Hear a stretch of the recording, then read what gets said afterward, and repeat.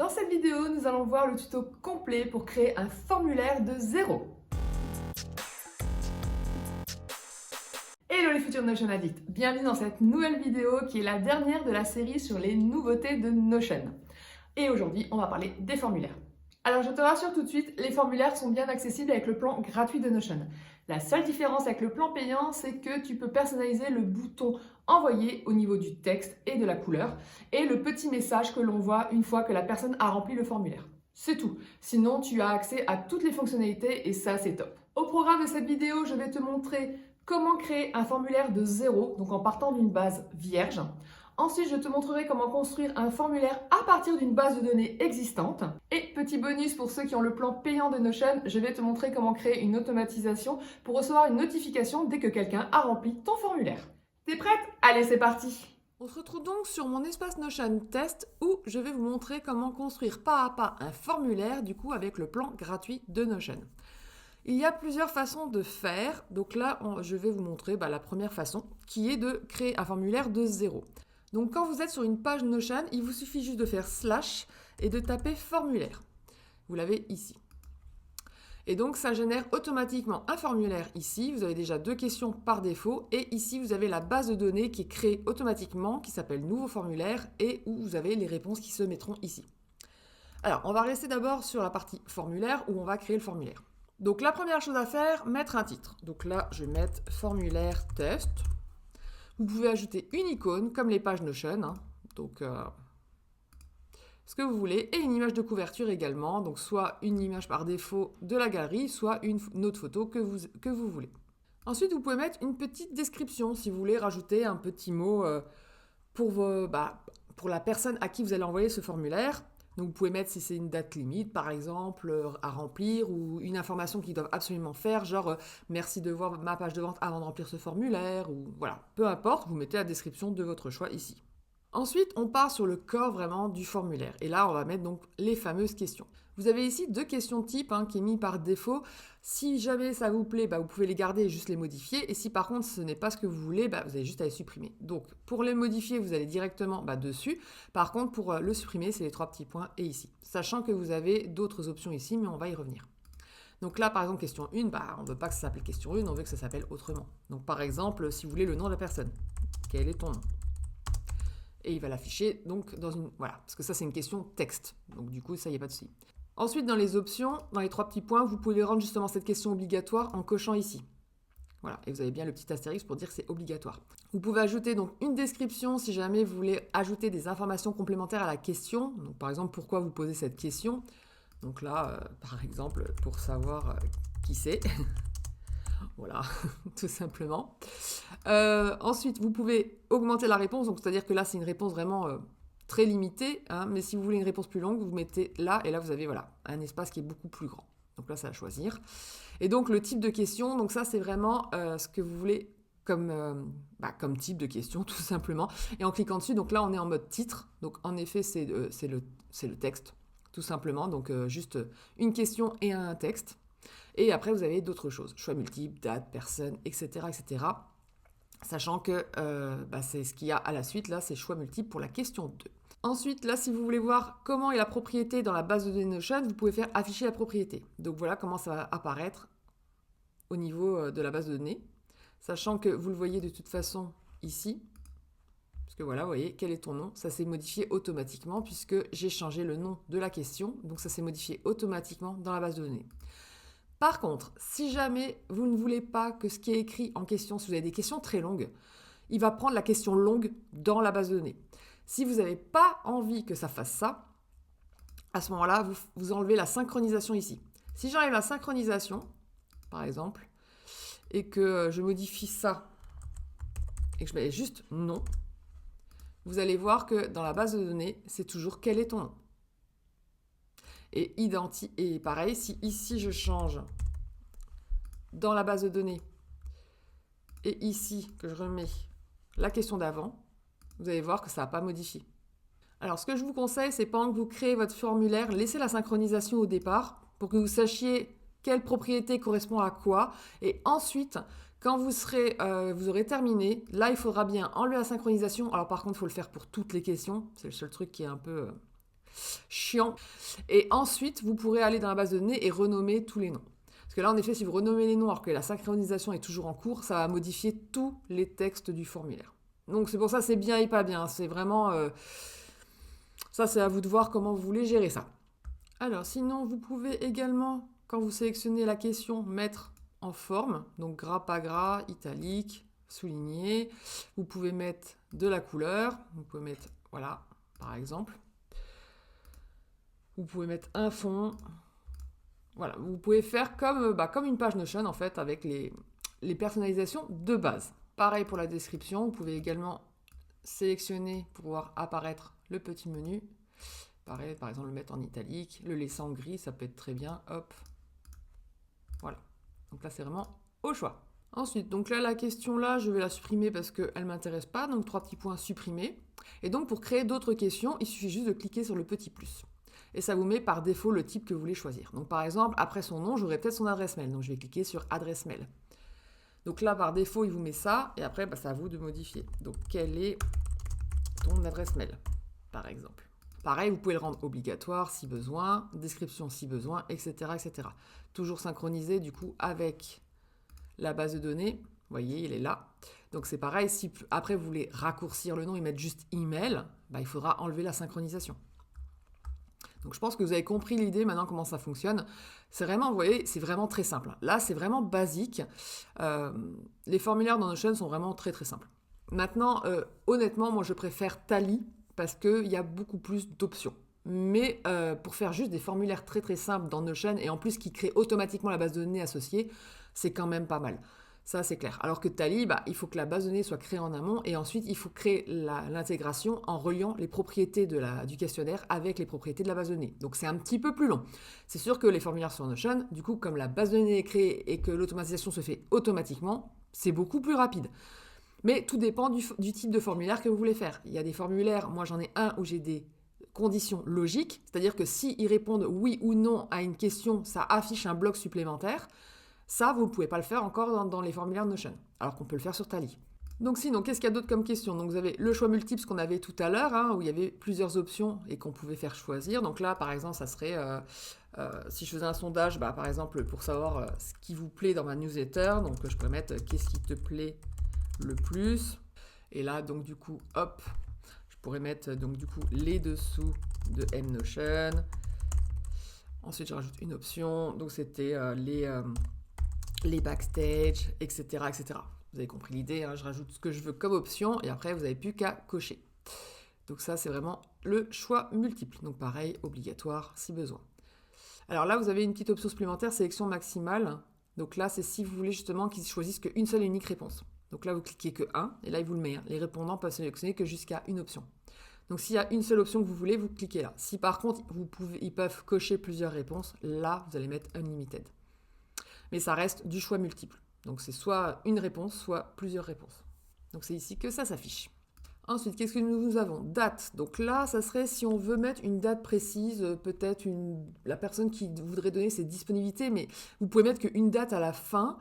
Après, vous pouvez mettre une date de fin et une heure. Donc là, c'est vrai que là, à l'utilisation, je ne sais pas trop. Il faudrait tester. Date peut-être d'une masterclass. Quelle est la date de la masterclass que tu voudrais si tu veux faire un sondage pour savoir la date qui leur arrangerait? Date de la masterclass souhaitée. Mais là, le problème, c'est que c'est pas un choix, en fait. C'est pas les gens qui vont dire, moi, j'accepte là. Là, c'est les gens qui vont mettre une date qu'ils veulent, en fait. Donc, c'est pas forcément utile, je pense. Bon, on va laisser comme ça. On verra bien après ce que ça donne dans le formulaire final. Ensuite, la personne, donc pareil, la personne, là. En fait, tout ça, c'est des propriétés qui sont typiques d'une base de données Notion. Pareil, fichier média, nombre. Mais c'est vrai que dans un formulaire, c'est pas forcément le plus pratique en fait. Si vraiment vous voulez que la réponse à une question soit un chiffre, oui, mettez le type nombre. Mais en fait, vous pouvez le mettre également dans un type texte où ils vont mettre le nombre à la main. Mais c'est vrai que dans Notion, un nombre, c'est quand même mieux avec une propriété nombre. Donc c'est pour ça que vous avez cette possibilité. Donc encore une fois, il faut voir en fonction de ce que vous voulez comme rendu dans Notion. Si vous savez que la réponse à une question va être un chiffre, par exemple, quelle est la note maximale de satisfaction entre 0 et 10, et qu'ils vous mettent 8, voilà, c'est bien que ça se mette dans une case nombre dans la base de données Notion plutôt que dans une base de données texte. Parce qu'après, vous ne pourrez pas faire une moyenne, par exemple, de la satisfaction client. Parce que si vous ne mettez pas en nombre, vous ne pourrez pas faire une moyenne. Donc voilà quelques cas pratiques. Vous avez également donc, le fameux URL, le téléphone. Donc pareil, si jamais les gens veulent mettre, par exemple, est-ce que tu peux mettre le lien vers tes réseaux sociaux? Vous allez créer URL. Donc là, hop, si je crée URL, donc là j'allais modifier la propriété. Donc quel est ton site internet? Voilà, donc là la personne va mettre l'adresse de son site et ça va être une URL. Parce qu'en effet, si on retourne dans la base de données Notion, hop, vous avez ici quel est le site internet et vous voyez bien que c'est une propriété lien. Donc ça sera cliquable. Donc voilà, c'est vraiment pour ça en fait. C'est juste pour que vous puissiez avoir les datas au bon format dans Notion.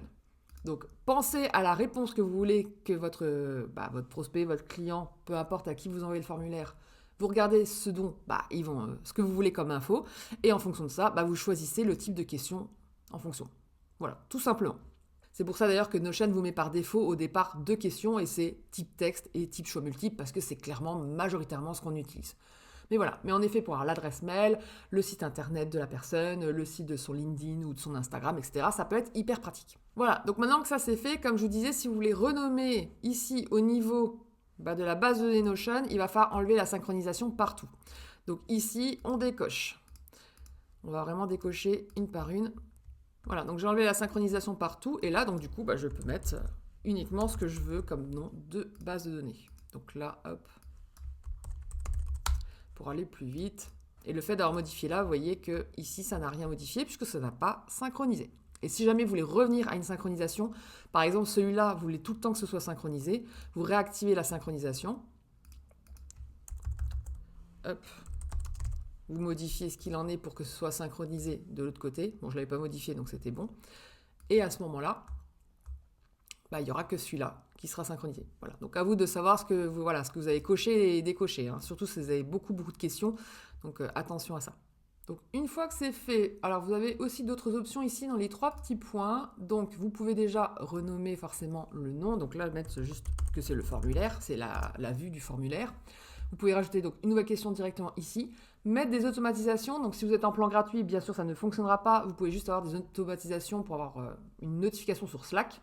Donc par exemple, quand vous avez une nouvelle réponse à votre formulaire et que vous voulez être au courant, vous pouvez vous notifier sur Slack.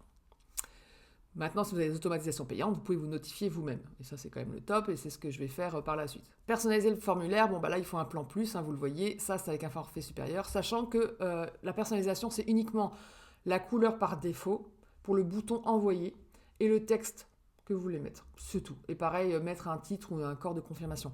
Ça, c'est franchement pas utile. D'ailleurs, dans Tally, ça l'est pas non plus. C'est que avec la version pro. Ça, c'est du détail, quoi. C'est vraiment pour personnaliser au maximum, mettre vos couleurs de branding, etc. Mais voilà, je veux dire, un bouton qui est avec une couleur par défaut envoyé pour un formulaire, moi, personnellement, ça me choque pas. Donc, vous avez juste ça qui est différent.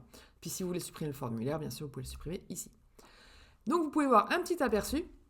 Donc, voici l'aperçu du formulaire de la personne à qui je vais envoyer ce lien. Donc, il va voir là. Puis, vous voyez, donc, il y a le fameux bouton envoyer, donc qui est du coup avec une couleur par défaut. Pour ça, je vous dis, moi, personnellement, ça me choque pas. Ici, vous avez le petit crayon pour modifier le formulaire. Ici, vous avez le lien. Voilà, vous cliquez, vous pouvez copier le lien et c'est ça que vous allez fournir à la personne pour pouvoir qu'elle puisse remplir le formulaire. Et vous pouvez mettre bien sûr cette page dans vos favoris si vous voulez avoir accès tout le temps à ce formulaire. Donc ça, c'était l'aperçu. Ensuite, vous avez partagé le formulaire et en effet, vous avez le lien qui est ici, qui est le lien aussi que de toute façon, j'avais copié dans l'aperçu. Et là, vous avez donc toute personne ayant accès à Notion et tout internaute disposant du lien. Alors, il faut choisir le deuxième, tout internaute disposant du lien. Parce que sinon, c'est que les gens qui sont membres de votre propre espace Notion, donc c'est quand vous travaillez en équipe, à qui vous pouvez l'envoyer. C'est ce qu'ils vous disent, toute personne ayant accès à mon espace. Voilà, là, non, il va falloir choisir tout internaute, pour que, il vous le dit, c'est public, pour que justement tout le monde puisse voir le formulaire. Et ça, encore une fois, c'est dans la version plus. Donc là, c'est pour enlever la marque Notion. Voilà, créer plus, créer avec Notion, c'est pour l'enlever. C'est pour qu'on sache que c'est pas sur Notion, mais ça, pareil, c'est un petit détail. Et si jamais les réponses, vous voulez pas que ce soit anonyme, là, malheureusement, ça sera forcément anonyme. C'est pour ça que n'hésitez pas à mettre une petite question pour demander qui c'est, parce que sinon, vous ne saurez pas qui c'est pour le formulaire, quoi. Voilà. Et une fois que c'est fait, ici, vous avez le petit copier-coller. Et vous pouvez donner ça à quelqu'un pour remplir le formulaire. Du coup, on va faire le test pour vous montrer ce que ça donne. Donc là, je suis sur mon navigateur web, j'ai mis le lien que j'ai copié-collé et donc j'ai le formulaire qui s'est ouvert. Donc comme vous voyez, on voit le créer avec Notion, là, vous avez les trucs de base comme une page partagée classique. Donc là, vous remplissez, enfin la personne à qui vous envoyez le formulaire va remplir. Ensuite, date de la masterclass souhaitée. Donc là, voilà, il vous demande l'heure et la date de fin parce que j'ai coché ça dans l'option du formulaire. Donc à voir ce que je voulais. Donc par exemple, en effet, du 15, de 8h, je suis dispo de 8h à 18h par exemple. Et une fois que c'est fait, vous faites envoyer. Envoi en cours. Et voilà, nous avons bien reçu votre réponse. Saisissez votre adresse mail pour recevoir une copie de votre réponse. Donc là, si jamais vous voulez garder trace de ce que vous avez rempli, surtout si vous avez rempli un très long formulaire et que vous voulez quand même vous souvenir de ce que vous avez répondu, vous pouvez mettre votre adresse mail pour recevoir une copie. Sinon, on s'en moque. Et ça, c'est le message par défaut qui peut être personnalisable dans le plan payant. Du coup, on revient dans Notion pour voir ce que ça donne dans cette fameuse base de données. Donc là, je vais dans les réponses et là, hop, je vois. Donc là, je vois mon nom, puisque c'était la première question. Répondant anonyme, donc ça c'est mis par défaut, parce qu'on ne peut pas le changer. Ça c'est vraiment quand vous partagez avec quelqu'un qui est inclus dans votre espace de travail. Là, il ne sera pas anonyme, ça sera le nom de la personne. Voilà, c'est ça, vous ne pouvez pas le changer, c'est par défaut. Heure d'envoi, après vous pouvez masquer si ça ne vous intéresse pas. Donc heure d'envoi, donc à quelle heure j'ai rempli le formulaire, mon petit email, donc comme c'est bien une propriété email, vous pouvez cliquer pour accéder à l'email direct, la date, voilà, les backstage, ça c'était l'option multiple, et l'URL, pareil, qui est cliquable grâce au fait que j'ai mis une propriété URL. Alors pareil ici, vous pouvez du coup renommer le formulaire, parce que là, n'oubliez pas que c'est une base de données, si je le transforme en page, ça va s'appeler nouveau formulaire. Et si tous vos formulaires s'appellent nouveau formulaire, bonjour pour retrouver. Donc là, bien sûr, il va falloir renommer votre petit formulaire, donc la base de données de votre formulaire. Donc là, je vais mettre par exemple que c'était un formulaire test. Ce que j'ai mis, en gros, en général, je mets le nom du formulaire tout simplement. Comme ça, je sais ce que c'est. Alors, une autre façon de créer un formulaire, c'est si jamais vous voulez le créer d'une base de données existante. Donc, c'est-à-dire, par exemple, moi, j'ai créé une base de données pour mes retours clients. J'ai fait les formulaires sur Tally. Mais si je veux les faire sur Notion, je vais passer directement par la base de données de mon choix. Donc là, par exemple, je vais prendre comme exemple retour newsletter. Donc là, c'est vraiment une base de données que pour les retours de la newsletter, puisque les questions elles sont complètement différentes de mes retours pour mes produits et mes offres payantes. Donc forcément, j'ai créé une base de données à part pour avoir les questions qui vont avec. Et donc du coup, j'ai plus qu'à faire une vue de formulaire. Alors, comment on fait? Donc du coup, vous allez cliquer sur le petit plus pour créer la vue formulaire. Et vous voyez, il apparaît ici. Juste une info à savoir, vous pouvez le faire uniquement sur la base de données mère. Donc celle-là, c'est la base de données vraiment, c'est pas une vue liée, c'est la base de données d'origine. Donc là, vous pouvez le faire. Si vous allez dans une vue liée, donc par exemple là, je suis dans la vue newsletter justement, c'est une vue liée. Là, si je veux faire justement une nouvelle vue, vous voyez que là, ça n'apparaît pas. Vous n'avez pas les formulaires. Donc il faut vraiment aller dans la base de données d'origine pour faire le formulaire. Donc là, vous allez faire plus et formulaire. Là, il vous demande est-ce que je veux créer les questions existantes par rapport aux propriétés. Donc là, je vais lui dire oui pour aller un peu plus vite, sinon vous pouvez partir de 0. Donc créer les 9 questions et voilà. Là, il m'a généré les questions. Alors, le nom, ça reste, remarques ou suggestions. Alors, pareil, vous pouvez déplacer, normalement, voilà, ça se glisse pour les mettre dans le bon ordre, parce que là, du coup, il ne l'a pas mis dans l'ordre. Là, je voudrais supprimer ça, mais le laisser dans la base de données d'origine. Donc, encore une fois, attention, on désynchronise et ensuite on supprime. Parce que j'ai pas envie qu'il me supprime l'option de la base de données. Parce que c'est pour me notifier à moi-même. Alors, sachant que ça, j'en ai plus besoin parce que maintenant, au niveau de l'automatisation, on peut le faire directement. Avant, j'avais créé cette propriété exprès pour ça, mais là, c'est plus le cas. Donc, c'est vrai que je vais pouvoir la supprimer. Mais pour dire que, vous voyez, s'il y a des questions que vous voulez supprimer, attention, si vous supprimez là, ça supprime dans la base de données. Donc, vraiment, enlevez bien la synchronisation.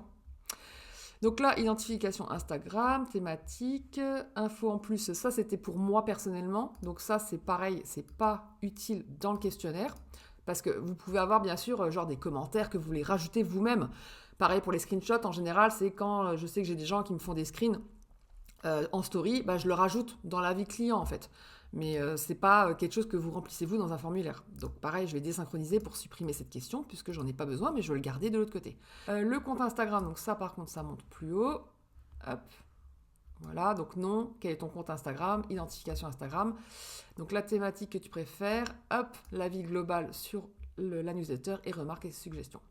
Voilà, et c'est tout bon. Donc là, je peux mettre ton retour sur la newsletter. Donc même chose, si vous voulez mettre quand même plus de questions, parce que ça c'est très bien pour les bases de données, mais j'ai pas envie d'être assez brute et dire non, compte Instagram, etc. Donc là, pareil, on enlève la synchronisation et là, je vais mettre des belles petites questions. Donc quel est ton nom ? Voilà. C'est le même principe que tout à l'heure, c'est juste qu'il faut vraiment, comme je vous l'ai dit, faire très attention à la synchronisation pour pas que ça se mette dans l'autre sens. Donc voilà, pareil, quel est ton compte Instagram ? Voilà, donc je pense que vous avez compris l'idée. Hein, voilà. Les noms, là, c'est vraiment les noms plus rapides, très faciles à retrouver donc, dans la base de données. Mais par contre, pour les questions, voilà, il faut désynchroniser pour mettre une question un peu plus complète. Ou inversement, si vous créez votre formulaire avec la question complète et que vous les laissez tel quel, il n'y a pas de souci, ça se synchronisera comme ça automatiquement de l'un à l'autre. Mais si jamais vous voulez en effet que dans la base de données, ce soit plus court, bon, voilà, vous enlevez la synchronisation et vous modifiez de l'autre côté. Dernier petit point de détail, là vous voyez que par défaut il vous met un texte court. Donc ce qui est forcément dans la base de données, il n'y a pas de notion de texte court ou texte long, vous écrivez autant que vous voulez. Mais par contre dans le formulaire, si.